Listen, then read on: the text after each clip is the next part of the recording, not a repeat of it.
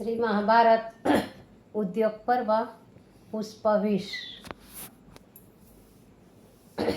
इस प्रकार कहकर युधिष्ठिर को प्रणाम करके संजय वापिस चले गए। संजय जो संधि करने के लिए पांडवों की ओर चला गया था, वो युधिष्ठिर को प्रणाम करके संजय वापिस चला गया। वहां जाकर उन्होंने धर्मराज की विशाल सेना शक्ति का परिचय देकर धृतराष्ट्र से कहा कि इस समय युधिष्ठिर की अपार शक्ति है, तुम्हारे पुत्र किसी प्रकार उनसे विजय नहीं पा सकेंगे। संजय से बोले कि तुमसे कोई बात छिपी नहीं कि मैंने दुर्योधन को अत्याचार करने से कितना रोका है। संजय ने कहा कि महाराज, सच पूछा जाए तो आप ही पर समस्त अत्याचारों का उत्तरदायित्व है, क्योंकि मेरे मना करने पर भी दुर्योधन को राजा बनाकर सर्व अधिकार दिए, उसी का यह कुफल आपको भोगना पड़ेगा। संजय की इस वाणी को सुनकर धृतराष्ट्र चुप हो गए।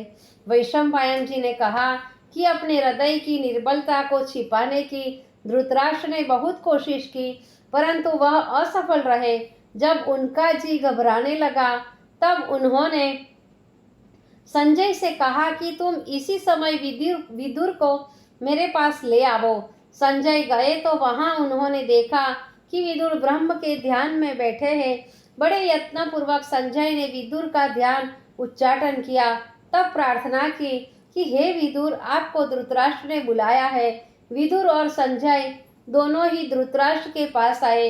अंधे ने विदुर का सम्मान किया और पास बैठकर कहने लगे कि हे विदुर, जब से संजय ने बताया है कि पांडव युद्ध करने के लिए तैयार है, तब से मुझे बहुत ही घबराहट है और इसी से मुझे नींद तक नहीं आती।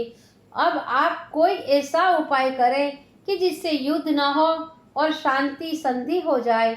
विदुर ने कहा कि बुद्धि चक्षु, इसमें सब आपका ही दोष है। मेरे बहुत समझाने पर भी ध्यान न देकर वरवश दुर्योधन को राज्य का सर्वाधिकार बना दिया। यह दुर्योधन समस्त वंश को नाश करने के लिए पैदा हुआ है। जिस समय वह पैदा हुआ था उस समय बड़े भयंकर अपशकुन हुए थे और ज्योतिषियों ने स्पष्ट बता दिया था कि यह पुत्र त्याज्य है, इसे तुरंत ही गढ़वा दिया जाए, अन्यथा यह वंश को ध्वंस कर देगा। परंतु पुत्र मोह में पड़कर आपने वैसा नहीं किया। अब क्यों रोते पछताते हो? जैसा किया है वैसा ही भोगो।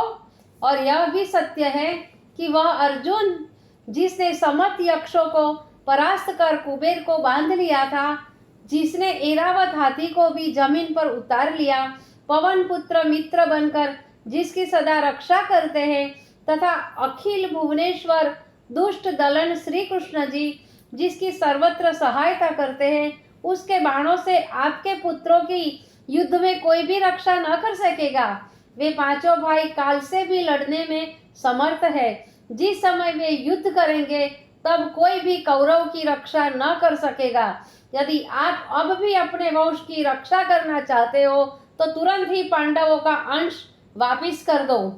पांडव बड़े न्यायशील है, यदि उनका अंश उन्हें मिल जाएगा तो वे सदा आपके सेवक बन के ही रहेंगे।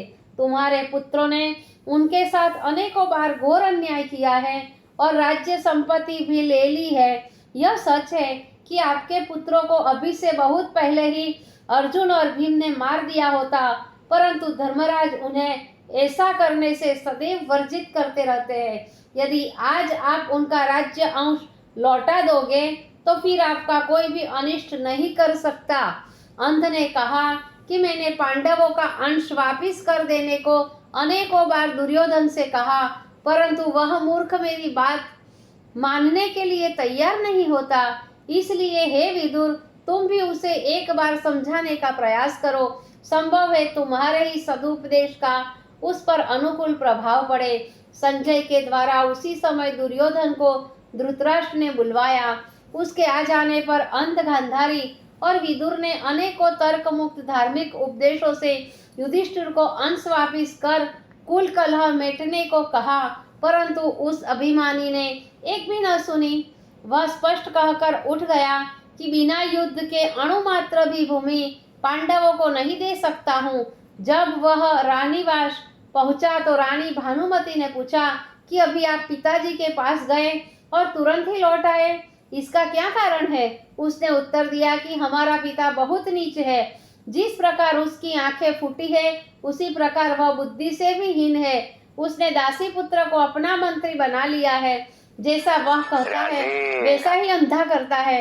मैंने अभी तक उस अंधे को पकड़वा कर कारागृह में बंद नहीं करवाया है। इसी का फल है कि यह मुझे उपदेश दासी पुत्र से दिलाता है।